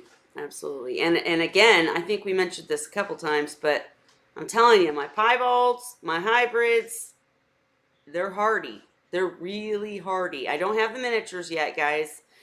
I know Lisa does. I know a few other people do. Please post your thoughts, comments, and etc. But I'm definitely gonna have some eventually, and I'm gonna guess they're just hardy because they're from Seahorse Source. But yeah, Well, one more comment. yes, please. Okay, I have a customer that's had a seahorse for 11 years in captivity, Mm-hmm. and she's within a couple months of having a second one reach 11 years in captivity. Phoebe. Now, having said that, one of the things you have to consider is that with proper care in captivity, seahorses should live longer than they Mm-hmm. would in the wild um, because of the lack of predation. Yep. Yep. And the So, fry survive better because they're being cared for. Go on. Sorry. well, yeah, but again, the basic pretense is the lack of predation. So we should be doing much better with seahorses in captivity than they do in the wild if we're doing everything we can do to care for them properly. And thank goodness for all of you breeders who do. Go ahead, Chris. Sorry. No, I was just going to say, totally agree with what Dan just said. And we've had some of our seahorses survive a very long time at our Mm-hmm. facility, and we don't suspect that they would live anywhere near as long in the wild, because eventually something would pick them off, or they'd encounter a predator of some sort or some other issue. Again, food for thought, guys. Literally, so many scientific experiments these days are focused on trying to selectively breed and even further, whether it be coral, fish, the entire ecosystem, because of the damage that humans have done to the ocean. So, want your opinions, but my head's kind of like, woo, ethical, such a hard topic in this space because you could go so many different directions. But I just applaud and praise our breeders and our facilities that are doing these things because of the separation and because of all the advancements and all of the things that are coming of what they've done. As Dan pointed out earlier, some of them don't end up good, but how are you going to know until you try? Kind of my thought. Um, Okay, guys, so I'm starting to get rambly. So, what else? Is there anything else? Either Chris, you don't usually have time to join us. So, is there anything you wanted to cover aside from this topic?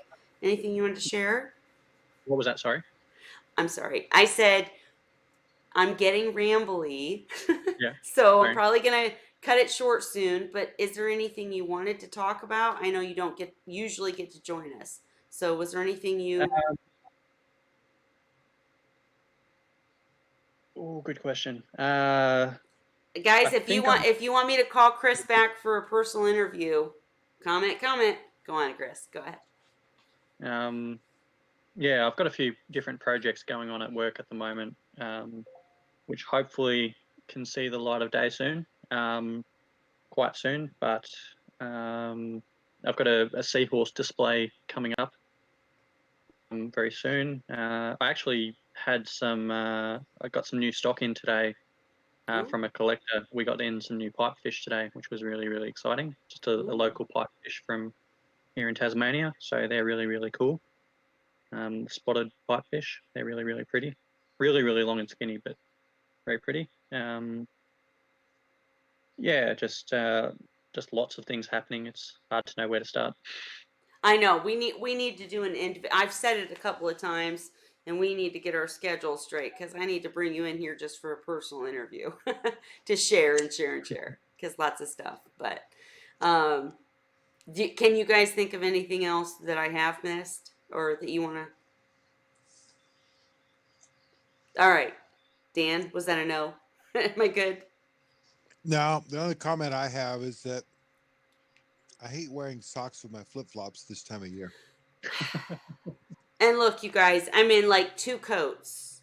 So I won't flip you off because this is family television, but I'm feeling it. All right. So my glass is empty, dudes. So I'm gonna call it for tonight, but we will bring Chris back when he has time to talk about all the awesome stuff in Australia. Hey, Chris, you're not near the fires or anything, right? We did have some fires down here in Tassie, but for the most part, it's nowhere near as bad as the rest of the country. We have Ah, had a lot of smoke and things blow down from the mainland, so that's probably a good indicator of how large a scale the fires are. That it blew literally hundreds, if not nearly 1,000 kilometers down all the way to Tasmania from up oh there. my But no, by and large, we haven't really got too much to complain about down here. It's been pretty good. does it seem like it's getting? I saw rain the other day. Is it?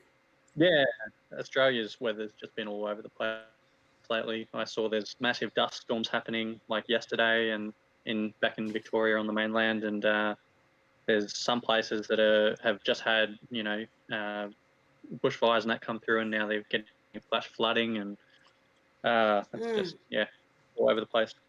Well, my favorite article, I'll just say, I saw an article where like a plane dropped carrots to all the animals that were starving. Okay. All right. Yeah, Anyways, very, very. to anyone in Australia, I really hope you guys are doing better and well. And, we want to know about you guys and how you're doing too, also. But I'm going to call it for tonight. So thank you so much for coming. If you have any further questions, please comment. Chris is waving. Dan is probably All waving right, cool. too. Dan, you Good want night, to? y'all. All right. Dan gave a good night, y'all. All right. So happy Wine Wednesday. We'll see you next week. Cheers.